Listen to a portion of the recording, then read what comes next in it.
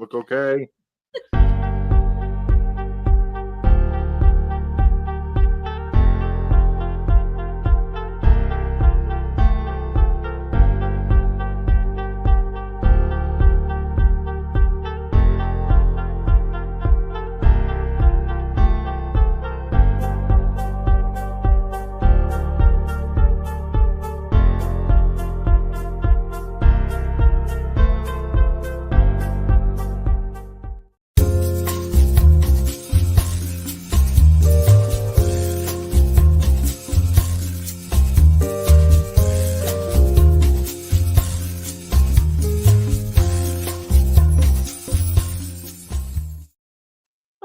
Welcome everybody, and happy Halloween. I'm going to say that for the next 2-3 weeks. Yeah.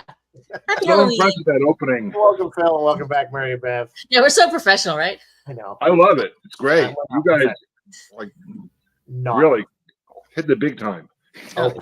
Any minute now. Anyway, hey Jeff, thanks for joining us. So we are doing this is by request from Phil. This is Dark City from 1998, right? Yeah, 98. I ruined everybody's week. There you go. No, not at all. It's a nice. I have thoughts. Dark creeper thinker for Halloween. I like it. Yeah. Yeah. No, it's a good movie. I forgot about this film until you mentioned it. Because you know why? It got eclipsed by Matrix. And Matrix came out the next year. It is very Matrix-like in a lot of ways. So in a lot of ways. Before we get into that, you probably have news. I have news. I have 4 news items, which I welcome commentary on. Where did I put the news? In real life news that Rizzo hates, NASA has just launched an unprecedented mission. NASA news is always welcome. NASA news is always welcome. An unprecedented mission to Jupiter's moon Europa. The Europa Clipper was launched on the 14th. It's the first mission designed to conduct a detailed study of Jupiter's moon Europa. And there is scientific evidence that the ingredients for life may exist on Europa. Just the ingredients, not actual life. But here's the thing, guys. Were we not specifically instructed to attempt no landing there? It's like they want the giant space baby back, right? Maybe they'll find the ingredients for macaroni and cheese instead. So once if they detect chlorophyll, then we're in trouble. Yeah, if they detect chlorophyll, then we're in trouble. You think they'll find the ingredients for macaroni and cheese instead? No, just life. Well, I also saw a video, water. Speaking of celestial bodies, since we're on that topic, that they were saying that Pluto, which has been downgraded from a planet, which they should have. Because of its erratic orbit, there's a possibility that it could crash into Neptune. I think we're Uranus. I don't know. You think it was Neptune? Whichever one's the next one out. Various violent eyes make in our solar system. So I don't know. I see Doc's on. Maybe he knows something about that, or maybe it's complete BS. I don't know. I hope it doesn't. I rather enjoy Pluto being out there. Also, I haven't been able to see the comment. I go out every night and I look and I can't see that comment. It does have a very erratic orbit, which is why they downgraded it from the planet. Well, I think we know what's going to happen if Pluto does collide with Neptune. It'll cause like a chain reaction, propelling the Earth out of the moon out of Earth's orbit and send it 1999 Neptune edition. Yeah, there you go. So all right, moving on with the news. In other real life news, Inception is now real. A California startup called REM Space, REM Space, has announced that they achieved communication between 2 people during lucid dreaming. This may have big implications for how we dream in the future. REM Space says it can have numerous potential applications, from solving physiological problems to learning new skills. I don't like talking to people in real life when I'm awake. I don't need to be talking to them in my sleep. That movie gave me a headache. That movie was we should do that movie one of these nights. It was a thinker. You really had to if you got to pay attention. For sure. Yeah, you got to pay attention as the city folded in itself. Yeah, it was very dark. Henry Cavill, beautiful Henry Cavill, continues to delight nerds and geeks everywhere. Reports are coming in that the Man of Steel and Witcher star has signed on to play a lead role in an Amazon MGM Studio live-action Voltron movie. And here's the thing, Rizzo. This thing is being helmed by Red Notice director Rawson Marshall. Rawson Marshall Thurber. Thurber also directed Dodgeball, a true underdog story.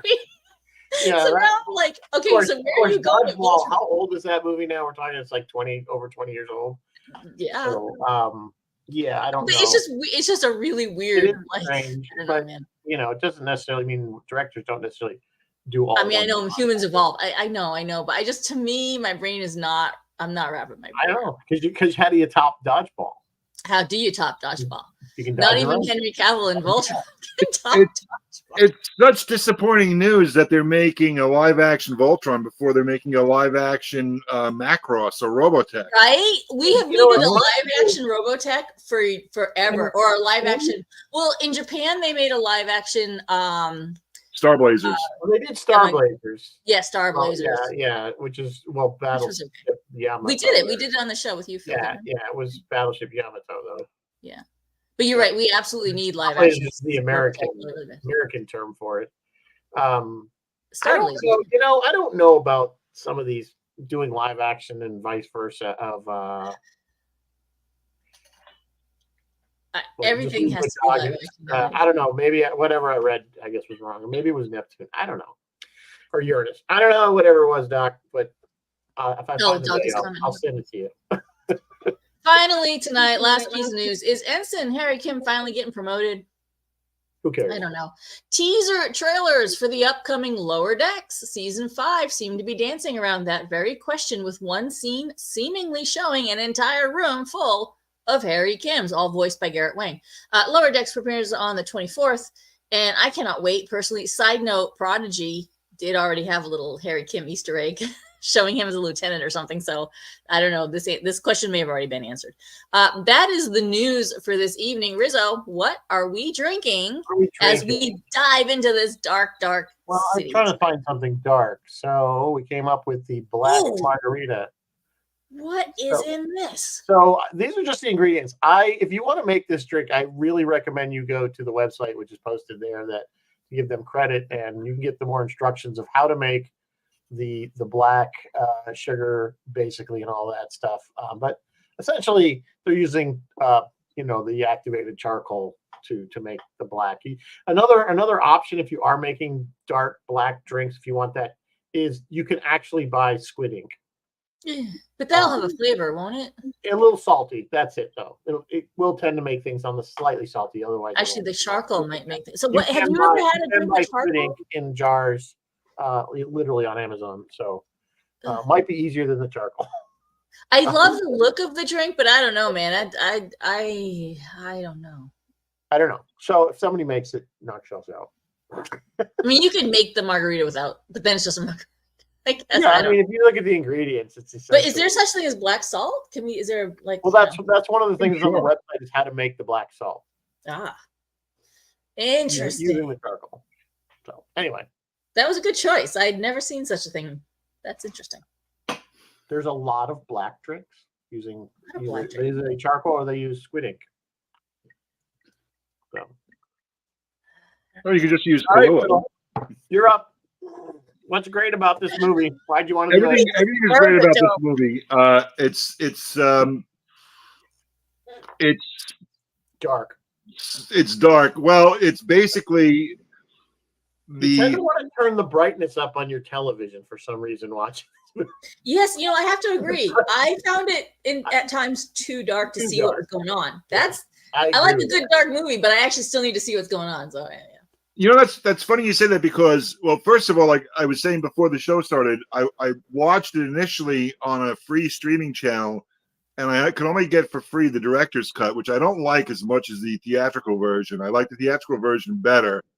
And then after that, I found my DVD version of it, and I played that, and I had no trouble seeing it. But then again, I was watching it like at 2:00 in the morning, so it's hard to watch, during the daytime.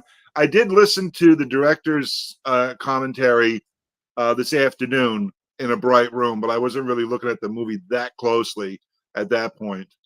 But I think the thing I love about this movie is that it's a real science fiction movie.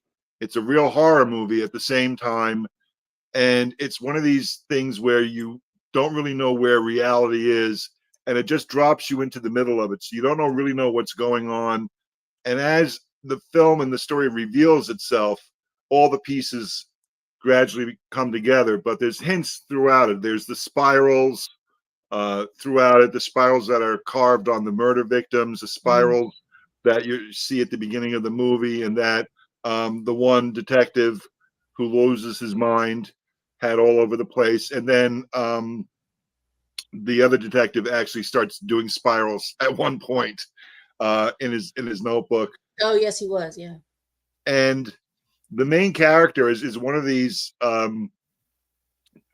It's neat because the movie opens and he's naked in the bathtub, and it's as if he's being born. He's coming into the world, and I listened to this. Most of this information I'm getting from the Roger Ebert's commentary, which is brilliant. So if you get the DVD of it, which is cheap, I picked up the DVD years ago at Best Buy for $5. All right, but the Roger Ebert commentary, he goes through it, is where I'm getting all these little gems from. He says he did a class on this film, and hang on, I'm getting a phone call. All right, goodbye. Yeah, just on Robert Ebert, to mention, he actually liked this movie so He much. loved it. The best film of 1998. Best film. Yeah, amazing. well, That's, so, and then like if Phil's saying, he did the audio commentary track on the DVD, which is absolutely brilliant. And like I said, the movie opens, and our main character, Rufus, he's coming into the world naked. It's like he's being born, and when Roger Ebert was doing a class, one of the students there said he's in room 614. The character's name is John, so they looked up John 6:14 in the Bible, and it's like it talks about a prophet coming into the land. So he's just like all these neat little Easter eggs come into it. He saves the goldfish. Kiefer Sutherland is the scientist. He's like in this white jacket in front of his maze, and what does he do? He puts, as Jennifer Connelly comes into that scene, there's a brown rat in the maze, and Kiefer puts a white rat in the maze. He's putting himself in the maze. We're all trapped in the maze together. So it's neat. There's all these little things.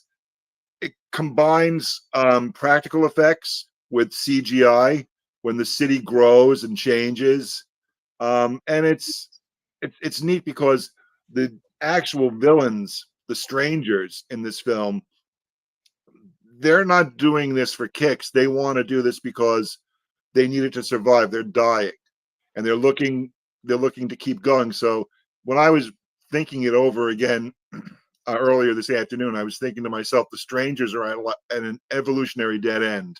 They've come to the end, and they need us to get out of that. And what they do instead was they ended up pushing, John's evolution ahead, and they ended up sacrificing themselves. And I think it's because they couldn't see the difference. I'm all over the place. I'm sorry. They couldn't see the difference. They experienced their emotions as a single unit, whereas they were high. It's important. Their emotions a hive individually, and they were trying to go to that other place, and they thought that was going to rescue them somehow. And at the same time, it's a grand tribute to film noir, German expressionism. If you listen to the Ebert commentary, they're talking about Metropolis. There's a lot of references to Metropolis. There's a lot of references to the movie M. That's sort of like what Kiefer Sutherland is based on.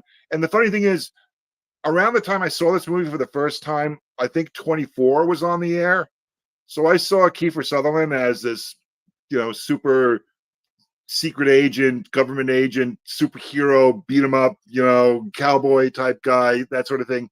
And in this thing, he's so broken.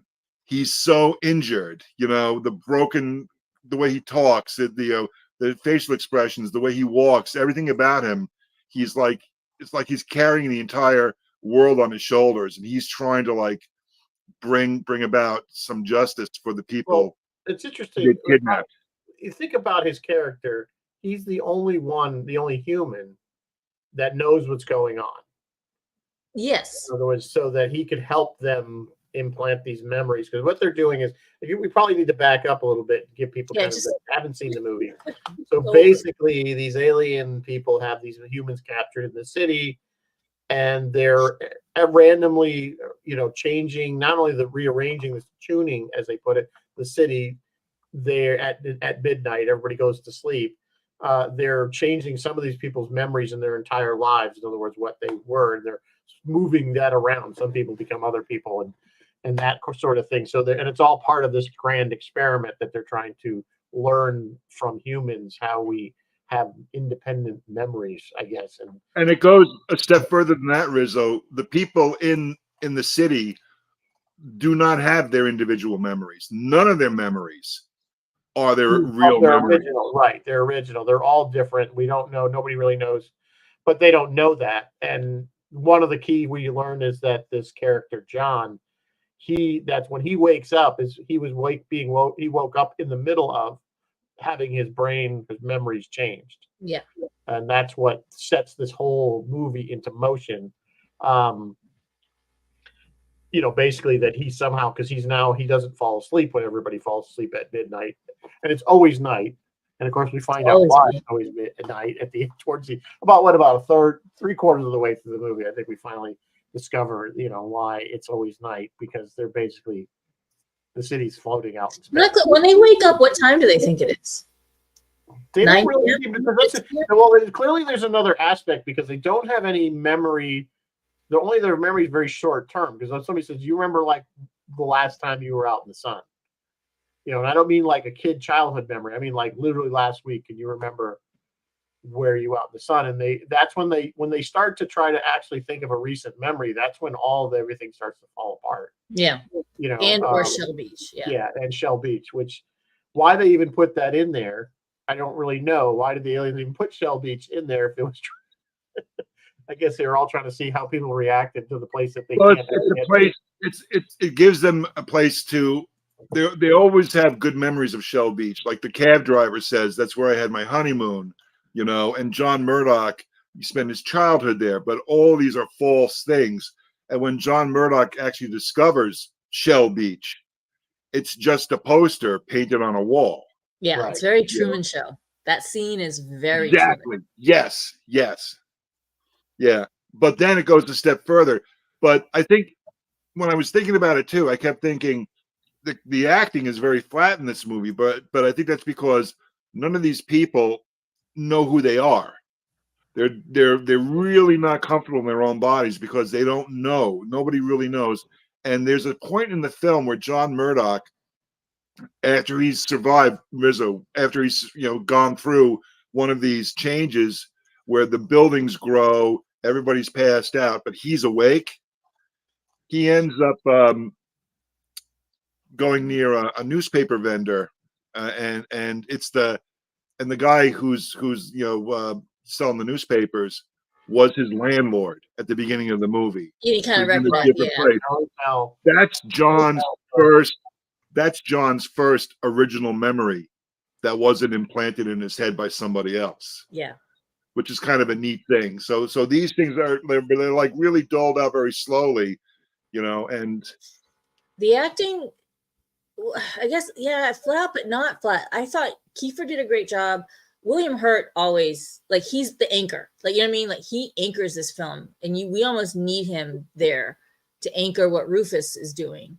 And then Richard O'Brien. I mean, most of us only know Richard O'Brien as Riff Raff. Like, we've only ever seen him in Rocky Horror. And then here he is. He actually gives a fantastic performance, I think, as Mr. Hand. Playing a very similar character, though. Yeah, maybe a little similar, but he's not quite as creepy. I don't know. He's good. He's really good in this, I thought. We were expecting him at the middle of the movie to go, "It's astounding. Time is." I didn't. I thought he was doing great. I was all happy. All the strangers were really interesting. It's just a step to the left. Just put it in there. Just that line. And the strangers, they're all male.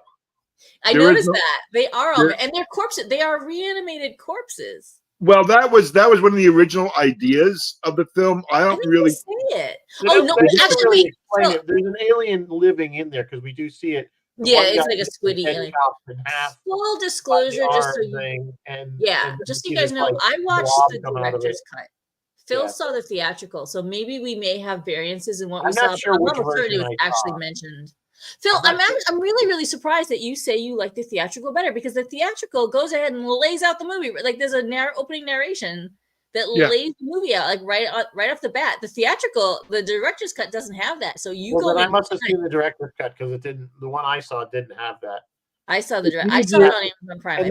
And so that monologue in the beginning that Kiefer gives, that was the studio that forced that.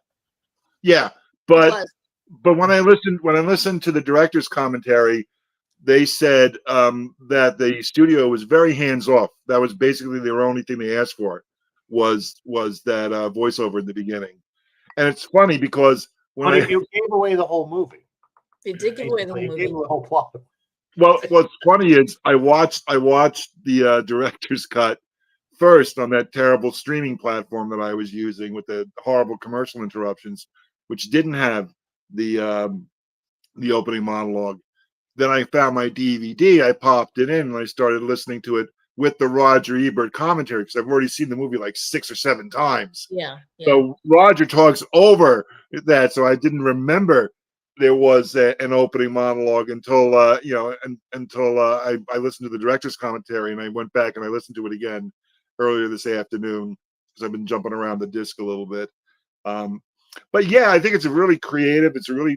I wouldn't say it's a fun movie, but it's like it really makes you think. And it's like, what are we? Are we the sum of our memories, our experiences? Do we have a soul? And what are our emotions? What are our emotions outside of memory? Because he still decides he likes Jennifer Connelly, even though they realize, hey, we are not actually married. But then she goes to see him in jail, and they kiss, and that was after they figured that out. Well, it's Jennifer Connelly. So Jennifer Connelly, she looks. Oh, fun side note: she sings in her own voice in the director's cut. In the theatrical, it is her voice instead of it's a voiceover. But I'm like, yeah, Jennifer Connelly looks mighty fine in this film. Sorry, she looks like she's one day off the Labyrinth set. Like oh my god! I thought the exact same thing, and when I looked up, like she's one day. What is it, like 14 years difference? Yeah, she looks like she's right off The Rocketeer, which was 8 years prior. Yeah, or The Rocketeer. I mean, she looks. I thought this movie was closer time-wise to Labyrinth, because she looks so young in this, and it seems like, of course, she's wearing makeup, but she seems like they used makeup very sparingly on her in this film. It wasn't super made up. What's interesting is they took a lot of elements, and you think, okay, so film noir, so this is supposed to be like a 1940s city, but it's not. There's like elements of the 1940s in the dark city, but you look at the cars on the road, there are cars from the 1960s and 1970s. Yeah, they again, the songs Jennifer sings are from the 50s and the 60s. They're not from the 1940s. So there's and it's like this big mush of stuff that the strangers put together to begin their experiment. So they were sloppy with this sort of like detail. But sloppy. I think here's the thing. I think they pulled the people from different eras. I think so too. I think they're pulling their memories. That's what they kind of put together, bits and pieces of everybody's memory of a city. So who was in the 40s or 50s with an automat? Who was more related? He remembers music from this. You know what I'm saying? So I think they had that hodgepodge. I think it clearly was done on purpose to show that all these people they collected, they didn't go down and pick up, 2,000 people or however many people live in the city. All in one scoop. In one scoop. Yeah. Taken from different eras over the 20th And the movie never elaborates on how any of these people were. No, we assume they were abducted or whatever. Point, or how long it's been going on. Or how long it's been going on. And we don't know if they've been somehow extending their life artificially to keep them going, because they don't know, or are they just replacing them as they die? You know what? It had to always. I'm realizing it had to always be night, and it had to always be rainy, because if they couldn't look up and see. Was it raining? I don't remember raining. It was not raining. It was not raining. It's rainy. Oh, I better change my thing over here. There's no rain. Because they needed to be cloudy. I was thinking, it needs to be cloudy. They don't like the water. They're afraid of the water.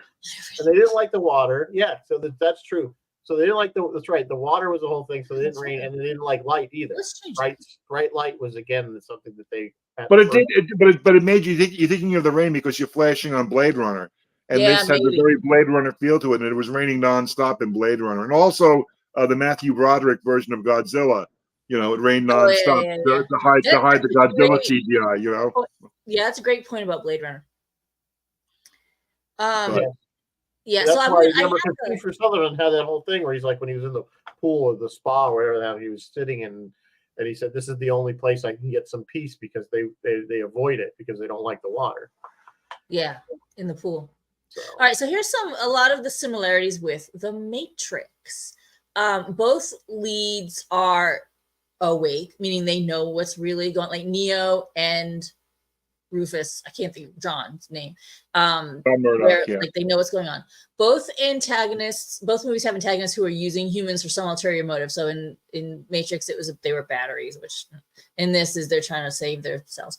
It's always dark. It's always night in the city. They both wake up confused in a tub.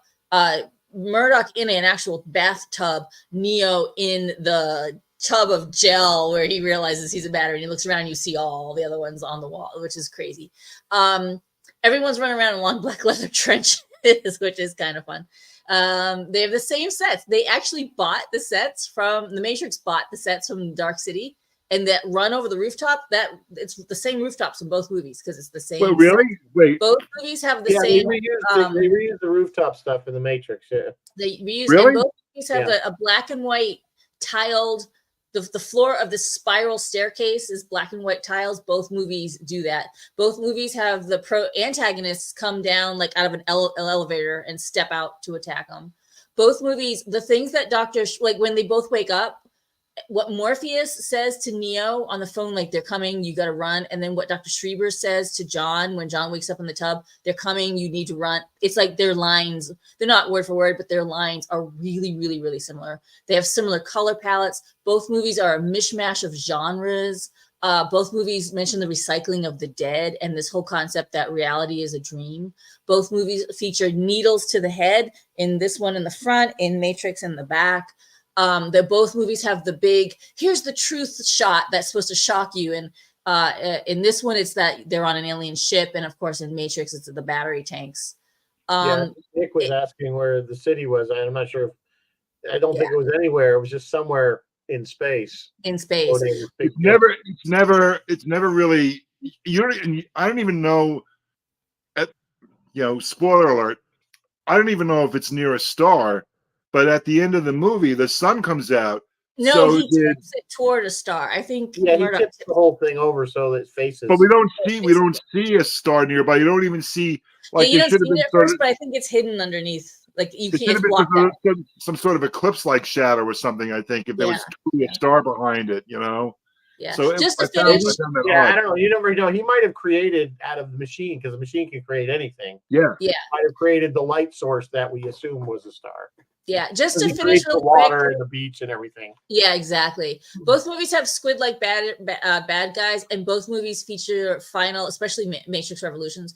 Both movies feature final fights that involve flying and mental telekinesis and stuff. So yeah, the similarities between these movies run rampant. So The Matrix is 1999. Dark City is 1998. The Matrix had to be far into production though, by the when this came out, right? No. Well, yes, when it came out. This was filmed in 96, finished in 97, and then they delayed it because the Titanic came out and they didn't want to go up against Titanic because they knew Titanic would be a juggernaut and they thought it'll bury it. So they waited till 98, released it, and then along came Matrix and eclipsed it anyway. So yeah, I think they were done filming by 97, certainly done filming by 97, and Matrix would have started filming by like 97. So was the Matrix, was the production people behind the Matrix truly drawing on this, or is this just? Yes, they absolutely were. There are a number of similar personnel, and Alex Proyas, the writer, director, creator, he openly says, yes, this person, and he will name the person, was a producer on mine and The Matrix, and they borrowed the following ideas, and he will openly say that. Just go on YouTube and just look for Alex Proyas. Interesting. No, I didn't know that. That's interesting. I think with The Matrix, I think what was so impressive, obviously, was the effects when they started doing the wire effects. Bullet And time. the bullets and when they started doing all that stuff, I think that's why we were were we so impressed with the storyline, or was it just the fact that the action just when it hit? I mean, the action was amazing. The visuals were amazing, and I think it was a good movie. The story was okay, but let's face it. I mean, anybody that knows any science will tell you the human body is the worst thing as a battery.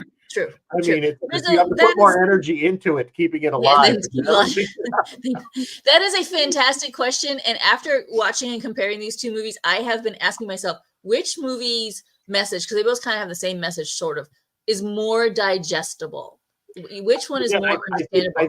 I actually think Matrix was more understandable, which is why it appealed to the masses. I kind of like where you're going with this, Rizzo, because again, going back to the commentaries, one of the things that they touched on over and over again about the special effects in Dark City is that the effects in Dark City are serving the story. There's not just like, oh, here's an opportunity for us to do something really cool and interesting, and let's go off and do it.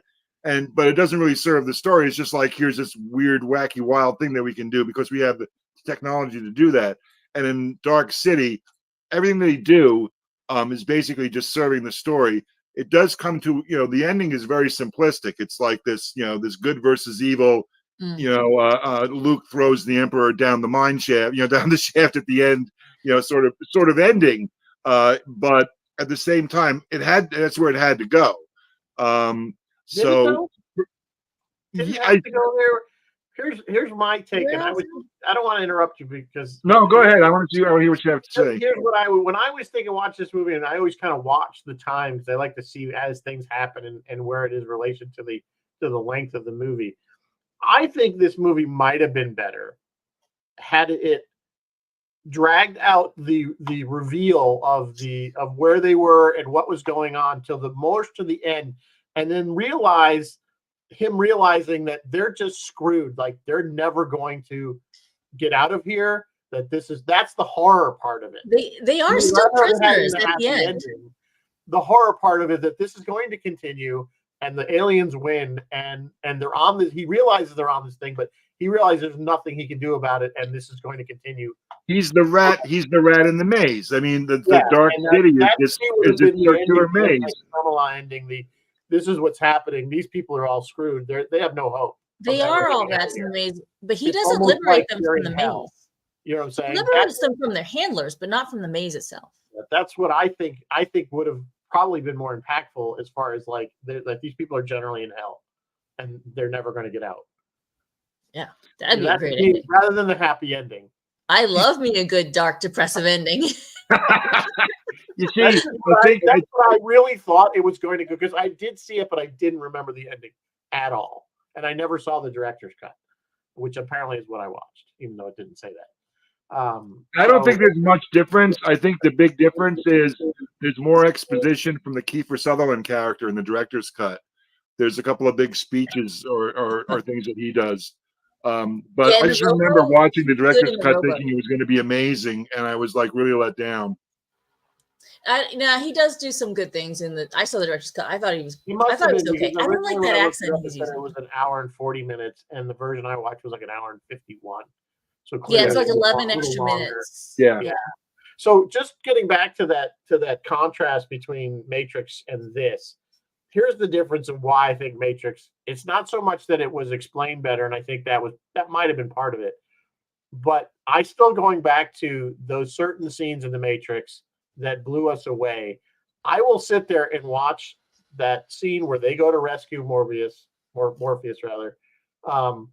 In the helicopter. Over, where they come and they land, they come out of the elevator, the whole thing, the shootout, they get up to the whole thing with the helicopter. Go out the window, yeah. That whole series sequence is amazing, and I will watch it over and over and over again just because it's just so cool.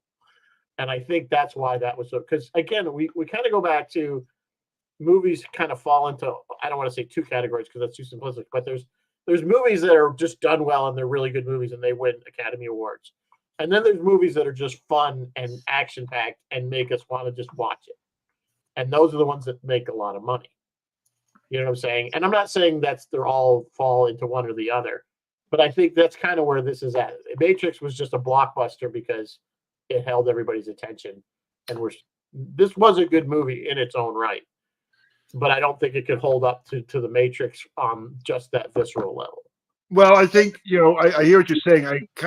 I feel like the Matrix, for me, the story just doesn't grab me the way this story does. I feel like there's so many levels to this story. Like, I mean, I've watched this movie like 7 or 8 times, and this latest time I watched it, I found more things to love about it. There's always something new, so I'm not going back to like the same sequence over and over again, because it's great by itself. Like, I love the helicopter scene in the first Superman movie. I'll watch that over and over again. I just love it. And then, all to the point when Lois, faints. I just think it's a symphony of wonderment. It's so great. But with this, I come back to it and I ruminate on it. Yeah. And it just drags me in, and like because there's more to it. I feel like the movie hasn't revealed itself totally to me, whereas the Matrix, it's there. It's great. Everybody loves it, but it seems to be like there doesn't seem to be anything else it can reveal to me, on a literary or cinematic experience. The underlying story, I'll give you one more. This movie and Gravity reveal a lot. Like the movie Gravity reveals a lot to me, even though Gravity doesn't make any sense, with the way all the space stations are hitting each other. But I watch Gravity, and there just seems to be so much depth to what Sandra Bullock is going through, and I feel like this is how I feel about the story of John Murdoch. There's so much happening. Phil, you're right. This has depth, but it's not accessible depth. Whereas Matrix we did Matrix on the show. That thing is layered, but it's layered with references that people can easily recognize and grab onto. So I think that's why people aren't going to stop and think about something that they can't immediately start digging into. And that's just a symptom of it. So here's the thing. I agree. The Matrix, the actual story, is kind of stupid.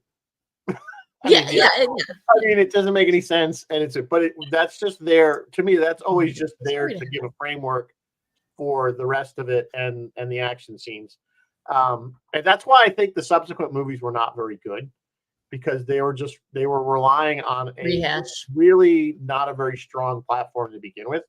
And if you don't have that wow factor of the original effects and those scenes, it starts to fall off quickly. We've seen that with, once the era of really cool special effects, great, that you can't just build a movie on special effects. You got to start having story.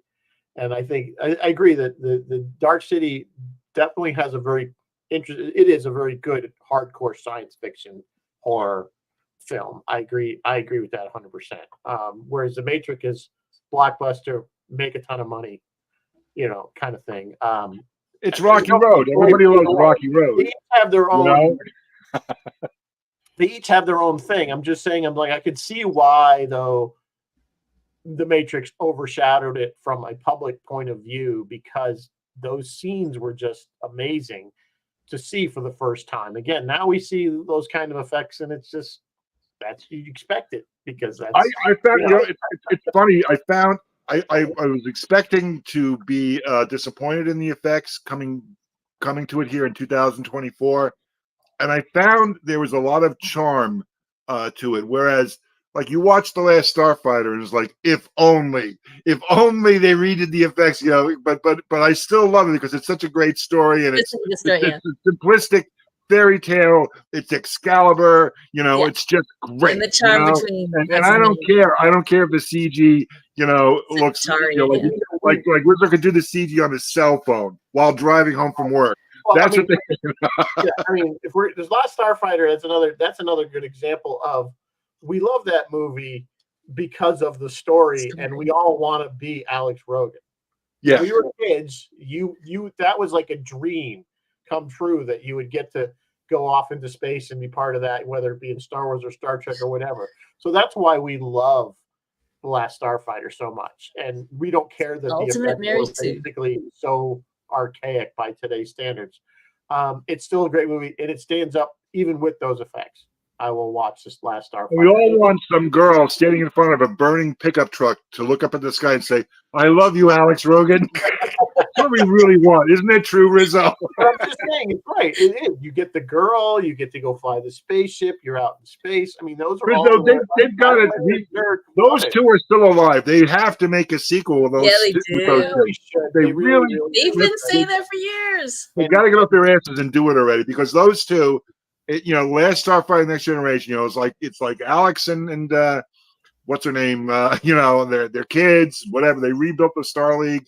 Anyway, I'm digressing. I think there's a lot of charm to what's going on in Dark City in terms of the effects. Watching the buildings go up in the air, Agreed. And stuff like that. And it reminded me of the look of the film Darkman. Just the way they were fighting at the end of it. Just that sort of in your face. And at the very end, also, they were making references in the director's commentary to Akira. That the ending of Akira, the anime Akira, is very much like the ending of Dark City, where things were just coming apart at the seams and everything. There's a lot of charm to it, and I think actually the effects hold up, a lot better than these effects are fine. I don't see them as dated at all. Alex Proyas said in an interview that he got the idea for the buildings moving because he did The Crow. He got the idea watching the grips, the stagehands move the sets around on the Crow set.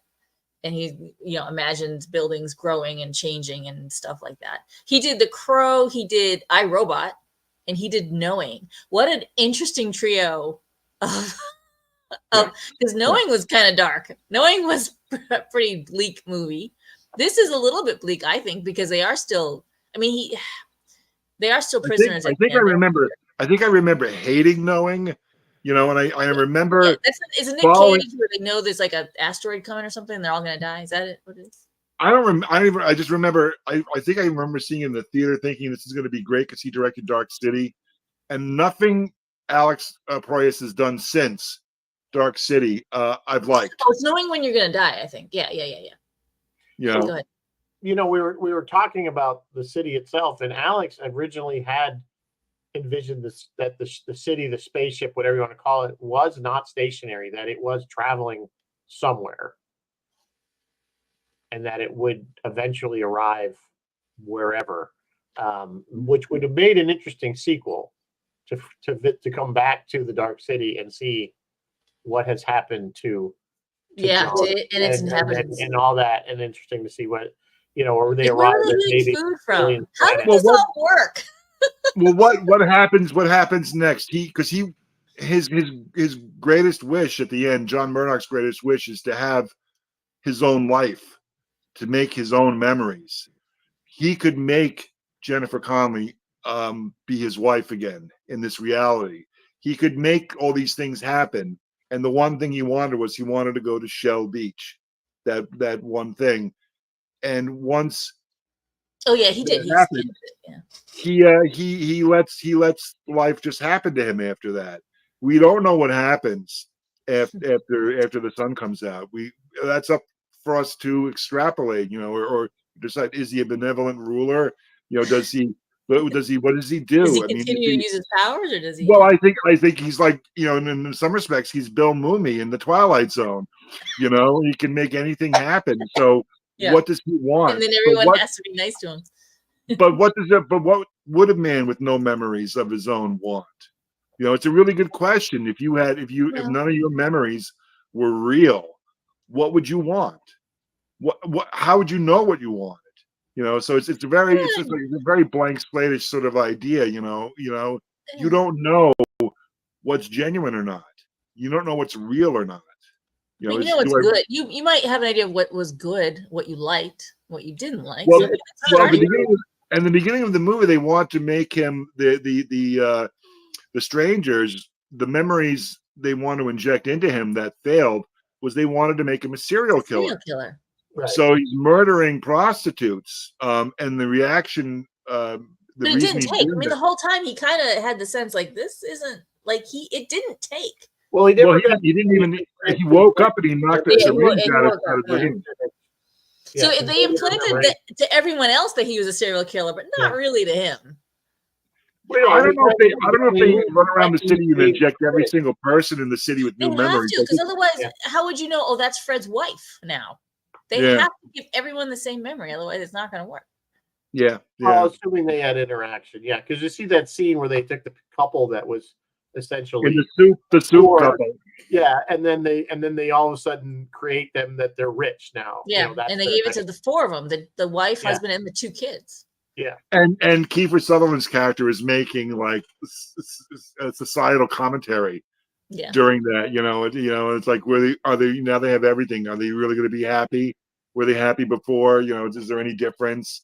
And he's looking up as the room expands into opulence. The table stretches and that was. I don't know if you noticed. There's no way that Kiefer is changing the memories of every single person in that city every night. We don't know how many there were, but yeah, you're right. You're right. You figure, they have to know who knows who. I mean, it looked like with the traffic and everything, there's probably a few thousand people. A couple thousand, yeah. Yeah. So I doubt he's going around every single person injecting them into their heads. New memories. Yeah, so some people maybe stayed what they were, and then other people changed. Did you notice that was the one moment when the poor couple, when they were poor, that was the one moment there was some horrible ADR, bad voiceover, bad for her on her line, and it takes you right out of the movie because you're just like, I did not notice that. No, that's funny. Yeah, and then you get back in, but yeah, that was like the one moment that I was like, oh, what's happening here? Ooh. But I will agree. Just jumping back, Phil, you should watch this movie at night in a darkened room. Yes. I watched it again during the day, and there was a light on in the room that was reflecting. And it didn't really. I agree. I agree that I was not immersed in this. Plus, as many of that know me know that I rarely sit down and watch a movie beginning to end without stopping and coming back to it later. I do. I watch. So I do that all the time. I'll watch 20 minutes, go leave, do something else, come back. Yeah. A couple hours later, watch another half an hour. I agree with your recommendation, Rizzo, to watch it at night. But I am also going to say, but do turn up the brightness on your TV. Yeah, it depends on I was watching it. It's like Game of Thrones final scene, and you're like, I was watching it on kind of a shady, a kind of a shady streaming service, we'll call it. And I watched it on Amazon Prime. I want really because it wasn't. You had to pay for it. Yeah, I paid my $4. I'm on the just spent the $4. I watched it on CanuckAvision. Yeah. Next time I see a cheap copy of the DVD, Mary Beth, I'll scope one out for you. All right. Okay, shoot it in the mail. Go to the Blockbuster. That's probably. Oh wait, no. Do I even have a DVD player? You can play it in your computer. I stream everything. That's the other thing. I played part of the movie in my computer when I was listening to the commentary, and then I was like, I'd rather watch this upstairs. And when I made that decision, I think it was like around 4 a.m. or something like that, which is perfect. Perfect time to watch the movie. Really was great. Yeah. To all of our guests, anybody who's watching or listening that hasn't seen this movie, I would recommend. Yeah, I would too. Seeing it. It is. I think it has value, and I think it's worth seeing, even though it's absolutely, it's worth seeing. I don't think it's dated in any way because it doesn't take place in any particular time period, and the effects I think are fine. So I don't find it. Oh, this is clearly a 1990s movie. I didn't look at it that way. I think it will endure in that aspect. I agree. It seems to stand off on its own. It has its own thing. I think a sequel would diminish it. I mean, it's fun to play a little mind game. Like, what would John do afterwards? What's next? That sort of thing. But all these people are blank slates, and the movies are discovering, discovering what's actually going on. I think for them to just start having like a normal life afterwards would just be mundane. There wouldn't be anything special about it, Yeah. But and the actual Dark City itself and the mechanism that made everything happen, while it really reminds me of the Krell machine in Forbidden Planet, it makes stuff appear. Once it's in hands of John Murdoch, who's benevolent, the excitement is gone. We don't know what the strangers are going to do. The strangers are scary. They have white faces. They have lizards, or they have squid living in their brain, in their heads. They wear, weird long leather garments and stuff like that. I will say one thing. There was one child. One child stranger, yeah. and No, that which- particular child was played by twins, a male and a female twin, and they had the time of their lives doing this movie. They had a blast I bet doing they the did. movie and hanging out with the dude from Rocky Horror. Yeah. And the guy from Rocky Horror, I read somewhere, was doing like Dark City the musical, while they were like he was hilarious to work with. Yeah. And the director's commentary also talked about the crowd scenes, because the strangers, there's a huge amount of strangers. Yes, that's the most people that you see. Yeah. Yeah, and they're I think they shot those scenes over the course of like 2 or 3 days. So it was very expensive. They had to get it right the first time, and it was more like doing maneuvers and stuff. And they were talking about how everybody, once they got the makeup and everything on, they became one. They like did everything like they just did it. You know, there wasn't any individuality. Hive mind was in effect. Hive mind was in play. Yeah, it was kind of neat, you know, when they were talking about it. People often compare this stylistically to Terry Gilliam's Brazil. I don't know that I mean, I guess maybe. I don't know that I necessarily see that. More than one review that I watched was like, you know, they're like the trilogy you need to watch is this, and then The Matrix, and then David Cronenberg's Existence, which I've not seen Existence. So now I'm like really curious, like what's the progression? I've seen reviews. I saw a couple of reviews on YouTube that actually tried to argue that The Matrix is the progression of this. Like they're like, this is how it starts, and The Matrix is where it goes to next. And I was like, that's interesting. They made a few compelling arguments, and then a few arguments that I was like, that doesn't really fly. Yeah, I don't know. That seems like a stretch. Yeah, so it is fascinating. It is fascinating. Like conspiracy theories, you can make anything connect to anything. Of course you can. 6 degrees of not just Kevin Bacon. I don't, you know, it's funny you mentioned Cronenberg, because I remember in one of the commentaries again, they actually mentioned Cronenberg directly, but they were making fun of him. We all know him from Disco, but he's a weird dude. His movies are. Oh yeah. Well, I saw what Cronenberg movie did I see that was really disturbing? It was the movie about the twin gynecologists, which was like just bizarre. The whole thing, I forgot the name of it, but it was yeah. Let me look up David real quick, because it was bizarre. My touchstones with this film, I can see where it relates to The Matrix. I feel like Darkman in terms of the end fight, but it just, the actual city just reminds me so much of Tim Burton's Batman. You know, so much. Yeah, I had that awesome feel to it. No question about it. Yeah. Wasn't there a movie, Streets of Fire, that sort of had like this look too, that with the cars and everything? Streets of Fire. It was, I don't think I've seen it. I've seen parts of it. Reminded me of this a little bit, just the look of it. So that I'm not familiar with, so I can't speak to it. Yeah. Just to go over the cast, and we're getting almost to the end of the hour. So we never really know. Rufus Sewell, you guys, if you know, it took me for a second because I didn't know who, but of course he was probably is best really known for The Man in the High Castle. Yeah, that's what most of which is the HBO, which is the Philip K. Dick story. If you've never seen Man in the High Castle, that's a great series. One of these days, maybe we should cover it on this show. And he's the main character in that, and that's why I was like, I'm looking at him, but he's much older, of course, in that, because that was mid aughts or teens, I think, teens, I think. Yeah, on HBO, well, not HBO, it was a Prime, Amazon Prime. Man in the Castle was. Anyway, it's a great series. Alternate universe stuff, alternate history, sort of. But with a lot of time. 2019. What's that? It's 2015 to 2019. 2019. So the teens.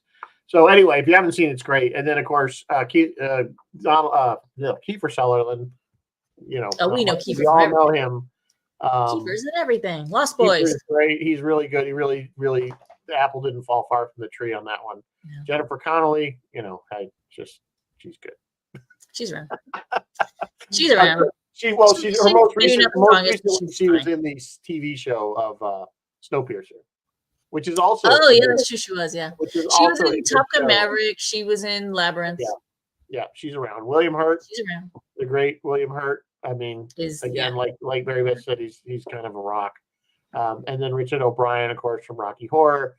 And then you get people like Ian Richardson and Bruce Spence, who are people you recognize, may not know who they were, but they were probably. As soon as you see their face, you're like, oh yeah. So anyway, I just wanted to. What was the name of the movie? What was the name of the movie William Hurt was in the 80s? Oh my, it's slipping out of my head. Where he was in the the tank. He was in the tank. And he that was yeah. See, now you made me forget. It was right there. I know. Yeah, the movie where he was in the Kiss of the Spider Woman, Children of a Lesser God. No. I know exactly what I was talking about. Why can't I think of that? I think it goes back even earlier. I think it was Altered States. Altered States. I kept thinking about his because I've seen Altered States multiple times. I kept thinking about his performance in Altered States. See, it's funny. I always remember, like, I'll go always back to The Big Chill, probably as probably the first thing I've seen him in. No, sorry, no, he's not. He wasn't. I don't think he was in The Big Chill. I don't know why I threw that out there. I was trying to think of William Hurt. Was he in The Big Chill? Oh, he was in The Big Chill. He was in yeah. He was in The Big Chill. Sorry. Yeah, sorry. Everybody was like a ton of people were in The Big Chill. It was The Big Chill was everybody in Hollywood. And that was a really good movie. It's not science fiction by any means, but it had a lot of merit to it. William Hurt is in everything. So. And he's fabulous. He's absolutely fabulous. We've lost him. He is now gone, I believe. Yeah. Yes, he passed, unfortunately.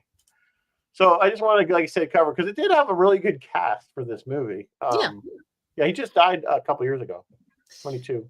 A mad shout out to the soundtrack of this film. One of my all-time favorite movie soundtracks of all time. Absolutely amazing soundtrack. There's a part of it. If I wish we had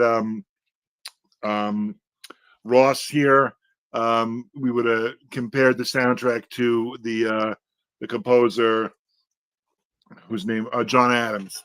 There's a John Adams piece called "Short Ride on a Fast Machine" that has the same rhythm as the rhythm you hear in the background, but dun dun dun dun dun dun dun dun dun dun dun dun dun. That's happening, and it's just brilliant. And I'll never forget. I love the soundtrack to Dark City. And back in the day when my kids were young, I would sit on my front porch in Rocky Point, Long Island, with all my Halloween decorations, with my monster costume on, and play that soundtrack full blast and scare the living what the kids who were coming up the driveway, because they would hear that music playing and they wouldn't want to come to my house, which was more chocolate for us. So it all worked out.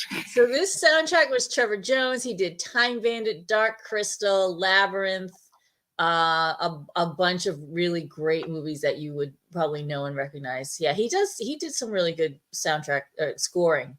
Amazing work. Extraordinary Gentleman, iRobot. Yeah. Cool. All right, final thoughts on this movie. My final thoughts is I'm very grateful that you I put that out there and you jumped on it, and I'm very grateful. I had a lot of fun reviewing it again, and I love it, and I'm going to watch it again. Maybe tonight. We love people that, if somebody wants to come in and they're passionate about something like that, and we would like to have people we love it when you love the movie. And you have obviously a certain insight into this film that me, as just somebody who's watched it for the second time ever, and the first time the director's cut, has a different opinion and thoughts on it. I'm glad that we did it because it was a movie that I'd completely forgotten about. And it really actually is pretty good. I really would recommend people watching it if you want, especially, it's not particularly a Halloween movie. I mean, scary. I didn't really find it horror in the sense. It more noir. It definitely had there's definitely a dark vibe to it, no question about it. But it's definitely got, it's more, it doesn't, when you first start to watch it, you're like, this is a science fiction movie. And then you wonder. Then you get it after about halfway through. So anyway. The little kid scraping the knife on the brick wall while chattering their teeth. Yeah. That's pretty flippin' scary, man. Yeah, that was maybe it's more probably in the dark theater, it probably has more impact. And I've always said that. Movies that you see in the theater, you will generally have a different impact than you sitting in your living room, in a lit, alone, whatever. It's a different experience. I don't care what you say. I don't care how good you're. And real quick, we didn't mention this. The actual prop design on the syringes they use to inject the memories. Oh yeah, like brilliant. thick, Yeah, in fact, chunky. they made a giant one so that they could do that close up shot where you saw Yeah. the drill. Yeah, the kind of needle. going Yeah. out.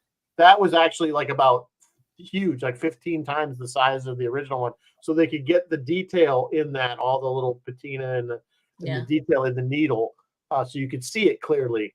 So that I was find cool. Rizzo, I find needles terrifying. Even Yeah, even well, they even always at kind of 52 go. At years first, old, I thought they were sticking I'm it in their terrified. eye, but Yeah, then I no, it's realized going in your it's going in their skull. head. But even still, usually I'm like, why do we have to go in the eye? But I guess they were going. Yeah, it's that always, nobody likes anything stuck in their head. I mean, it's not a fun thing, especially in No. needle. Is there anything coming up on USB Stony Brook that we should be listening for? Well, we are in Radiothon right now, so if you'd like to make a donation, 631-632-6901. I'll be on tomorrow. It looks like I'm filling in for Bill McNulty tomorrow because he called during the show or right before the show started saying he can't make it tomorrow, so I'm going to cover for him, I think. And then I'm on at 4 o'clock, my new time spot, where I'll be doing a Prog Stock preview show. And then, of course, I'll be on Friday Night Freeform as usual. But it's Prog Stock weekend, so that all the concerts for the Prog Stock are streaming on the Stage It platform. So if you'd like to, and it's cheap to stream them, they're great. It's like $5-10. So if you'd like to check it out, message me and I'll tell you where to go. Or just go to stageit.com and look up Prog Stock. It's going to be a great weekend for music. Awesome. And Roy, this Thursday, actually, special night for Roy, Thursday, October 17th. That's tomorrow night, 7 p.m. He will be discussing the Eagle 1976 project. That's on Roy's Tie-Dye Sci-Fi, which can be found on Facebook. And I think he's on YouTube too. I'm not really sure, but he's definitely on Facebook. So, okay. And Rizzo, do we even know what we're doing? Or yes, I think we're going to do the Addams Family, the 1991. Oh, we are doing. I thought we were doing Scream. Okay. Well, no, we didn't, because it's not working out with Alex. Oh, for Alex. So okay. We will do Scream. We will do Scream at some point. The Addams Family, the good version of the Addams Family. We're going to do Raul Julia of all time of the Addams Family. Raul Julia, and Angelica Houston, and of course. So yeah, 1991. We're gonna do that, and then week after that, we're gonna be joined by Roy and Ross, and we are going to do. Should we reveal that, or should we? Yeah, we can reveal that. We should reveal it. Okay, sure. We're gonna, of course, we'll be in costume. I don't know what we'll all be in costume because we're crazy that way. But we are going to do Abbott and Costello Meet Frankenstein. We figure we do something fun, so we're gonna do that one, which is available on Prime. I thought that was hysterical when I looked it up. It's around. You gotta find it. So, will you guys do Addams Family Values for Thanksgiving? Perhaps. Sure. You never know. Because it's a Thanksgiving movie. I don't know. When does Wednesday with, season 2 come out? What's her name? Oh God, I can't think of her name. Joan Cusack, right? Yeah. Maybe. We'll know. We'll see. But right. I love the original. The first movie was just so good. Anyway, that's the show. Phil, thanks for joining us and your suggestion. Yeah, great suggestion. Thank you. Next time you made my day. Next time I want to see Lando and Jakar behind you though again. I can arrange that. They're there. Okay. They're out tuning right now. Okay. They're trying to get Babylon 5 back on. Yeah, tuning Babylon 5. Making Babylon 5.5 is what they're doing. Yeah. All right. On that note, guys, we'll say good night. Live long and prosper, and may the force be with you always. Good night.